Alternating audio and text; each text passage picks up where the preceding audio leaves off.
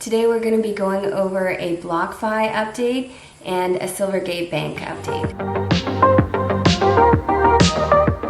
Blockfi, crypto lender, they filed a presentation for their stakeholders detailing the different plans for future court filings and a rundown of the bankruptcy proceedings. They said they reached out to 106 potential buyers shortly after they first filed for bankruptcy, and they're planning to have a hearing on January 30th. They're seeking the court approval for a hearing on January 30th to start the bidding. Notably, Blockfi claims that no management team members withdrew any crypto since August 17th, other than one, minimal 0.2 withdrawal that happened around October. This is so different from what we saw from Celsius or FTX, where the management teams were just, liberally lining their pockets with customer funds. It looks good on Blockfi. Prior to August, there were around 15 million of withdrawals from different executives, 5 different executives, 6 million to Zach Prince himself, and these were categorized as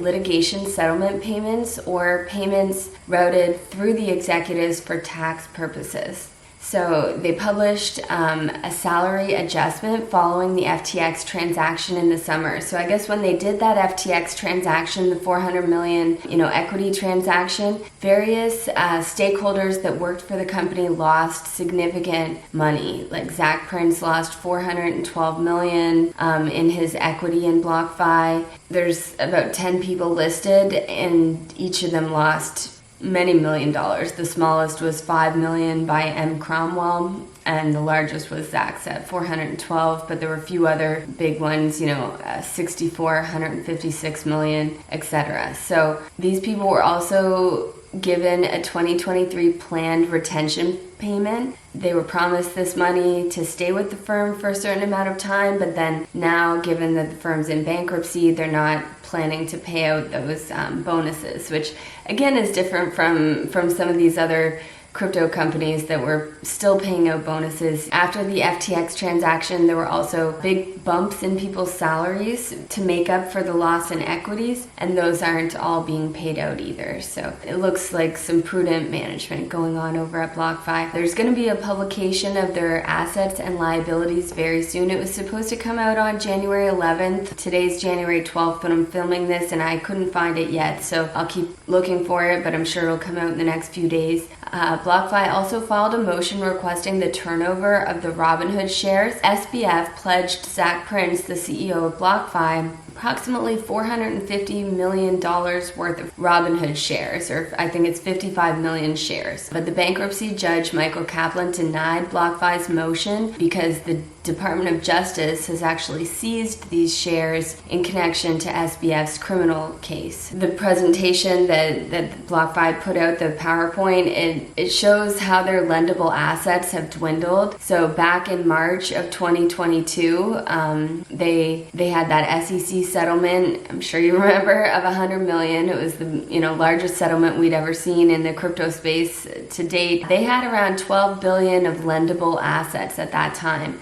It dwindled a little bit. They didn't pay out the whole 100 million in the settlement. I think they only paid 30 million, and it's been on a schedule. So that wasn't the reason that they lost all their lendable assets, but it was a contributing factor. Then the Terra Luna depeg, that really hit them hard, took them down to about 7 billion in assets. And that happened in May. Then in June, Celsius paused withdrawals. That sent them on a big, downward trajectory from about 6 billion to 4 billion. And then on 7/1, Blockfi signed the FTX loan and option agreement, and that they were just over 2 billion in lendable assets at that time. And then it went down again when FTX liquidity crunch was reported in November of 22. And then when they filed bankruptcy, Blockfi just had no more lendable assets, and they filed their own bankruptcy on November 28th. The next Blockfi hearing is scheduled for January 17th, so we'll keep you updated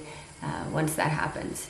And as for a Silvergate Bank update, so Silvergate has not only been sued in a class action for providing banking services to FTX, but it also recently received a letter from Senators Elizabeth Warren, Marshall, and Kennedy bipartisan. I think Marshall is a Republican, the rest are Democrats, requesting the bank to release all of its records of improper transfers. And we heard SBF on multiple spaces and very, on that press tour he did, talking about how Alameda's bank account was initially how people were depositing funds into FTX, because FTX didn't even have a bank account when they started operating. So that raised a lot of suspicions to what Silvergate was doing, allowing one company that it banked, Alameda, to just transfer money to FTX without really understanding what the transactions were for. Under the Bank Secrecy Act, every bank has a duty to know its customers and to understand what's going on with that customer's business. It's know your customer, know your business, and basically they have to spy, the bank has to spy on all the activities going on within its customers as part of its anti-money laundering policy. And if it was operating an effective policy, Silvergate Bank should have known that something was amiss here. So it's bringing a lot of scrutiny. Silvergate had $8 billion of withdrawals in the past couple months. It had to sell off $5.2 billion of its assets at a deep discount to remain solvent. Silvergate also took a $4.3 billion bailout from the Federal Home Loan Bank of San Francisco. So that's a really odd thing that happened there, but it's good to keep Silvergate afloat. I don't know what would have happened if they didn't get that loan, but since when is the Federal Home Loan Bank of San Francisco in the business of bailing out crypto banks, So in the senator letter, it said, your bank's involvement in the transfer of FTX customer funds to Alameda reveals what appears to be an egregious failure of your bank's responsibility to monitor for and report suspicious financial activities carried out by your clients. Silvergate is the bank for many crypto companies. They've been one of the only banks that's willing to operate in this space. And they banked FTX, Alameda, Blockfi, many of these, bankrupt companies. And as of last September, they reported that 90% of all its deposits were from crypto firms. SBF admitted that FTX funds were improperly transferred to Alameda's bank account before FTX got the bank account, and all deposits were routed through Alameda's Silvergate account, and Silvergate's failure to report these transfers could mean it had an ineffective AML policy. Notably, in November of 21, Silvergate hired Elliptic as its AML and KYC provider. Elliptic was named 2020 World Economic Forum Technology Pioneer for its recognition was for the contributions in the field of fighting financial crime and anti-money laundering detection in the crypto markets. So it's really Elliptic's job to be identifying what, doing the blockchain analysis. So I think, if now that Silvergate's getting sued for these things, it's probably going to turn around and say, hey, Elliptic, why weren't you doing your job for us? According to documents filed with the SEC, Block One founder and CEO Brendan Bloomer has purchased 16.8% of Silvergate on November 16th. So I don't know if he knew the full mess he was getting involved with, back in November. It was very shortly after FTX's bankruptcy, but he probably had some idea. He bought 9.3% personally and 7.5% through Block One. And he's now actually the largest shareholder of Silvergate. So the class action that was filed on December 14th, 22, it alleged that Silvergate's liable for the FTX collapse because it had a plain sight of the crimes being committed and aided and abetted in the breach of fiduciary duty. And as a result, Silvergate's stock, it's dropped from, it was $238 a share, and today it's at $14.32. So November 2021 was its high. And right around that time, JP Morgan analysts gave it an overweight rating and said they expected it to actually increase by another 60%. Silvergate spent $182 million in an attempt to launch its stablecoin backed by gold, USD, and other crypto assets. It actually bought the Facebook Libra technology, which then they renamed, Facebook's now Meta and Libra is now called DM.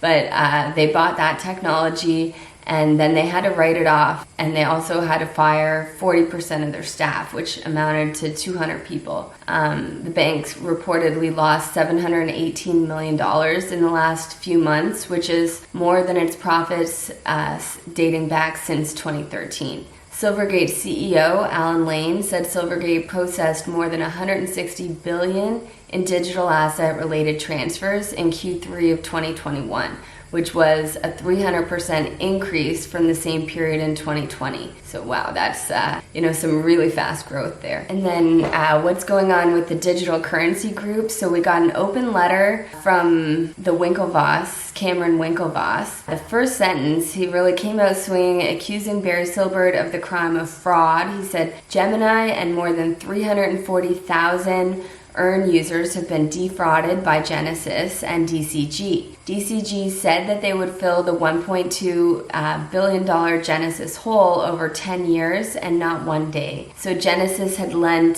$2.36 billion of assets to 3AC, which then went bust in June 22, and Genesis had a $1.2 billion loss. And apparently at that time, or what the Winklevoss are accusing, is that Barry Silbert could have filled that hole at the time from personal funds, but instead he just let it ride, and the restructuring could have helped everyone, including the Earn users, or he could have gone into bankruptcy at that time too and done a restructuring that way. And Michael Morrow, the then CEO of Genesis, made a public lie, or that's what the Winklevoss are accusing in their open letter to Barry Silbert. They said on July 6th of 2022, DCG reported that it had assumed certain liabilities of Genesis, but that was a 10-year promissory note. It was a complete gimmick, and it did nothing to improve Genesis' immediate liquidity position. Then the Winklevoss brothers accused DCG of accounting fraud. So they said it characterized that 10-year promissory note as a current asset when it should have been counted as a long-term asset according to the generally accepted accounting principles. So a current asset is supposed to be cash equivalents, or other assets that can be exchanged into cash within 1 year.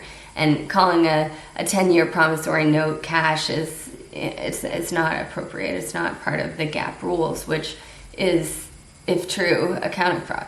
Instead of booking these swaps as the risky derivatives they were, Genesis hid them by mischaracterizing the first and last legs of the swap transactions as collateralized loans and the balance sheet, making the balance sheet appear healthier than it was, and fraudulently inducing lenders to continue making loans to Genesis. And the Cameron Winklevoss, calls for Barry to step down. The original letter, it showed 340,000 Earn users were looking for answers, and there was a $900 million loan owed by Genesis to the Gemini Earn users. What are the possible resolutions here? Well, it's fun to watch all of this play out on Twitter. I shouldn't say fun.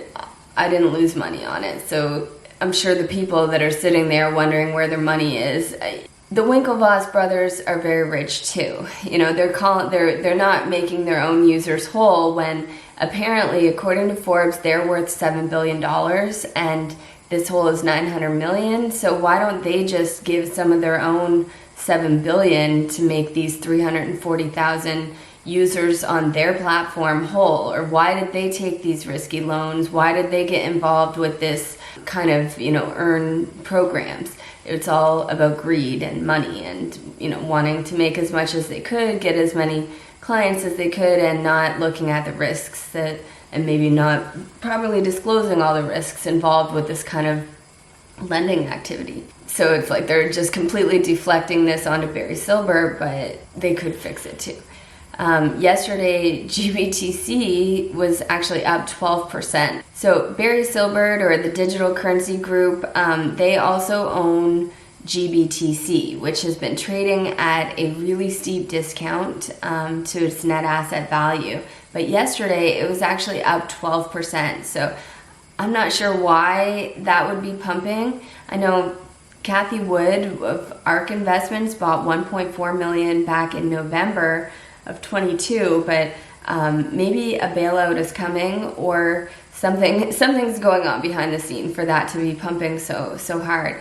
Valkyrie Investments has a proposal to sponsor and manage the GBTC, but it's a little bit of a long shot. I hope they get it. The Valkyrie CEO has been on this podcast in the past, Leo Wald, but Valkyrie manages 180 million today, and GBTC is 10.5 billion. So it would be a long shot, but maybe that's what's making it pump. In summary, GBTC, it's just another case where people should just own the actual Bitcoin. You don't need to buy Bitcoin through these, institutions. Just buy it yourself, hold it in a cold wallet, and you won't have to look at, worry about any of this noise. But, there are certain regulations that make it hard for institutions to buy it, and I think that's who, largely is purchasing it through the GBTC, and, that's just another example of how these restrictive regulations are hurting investors.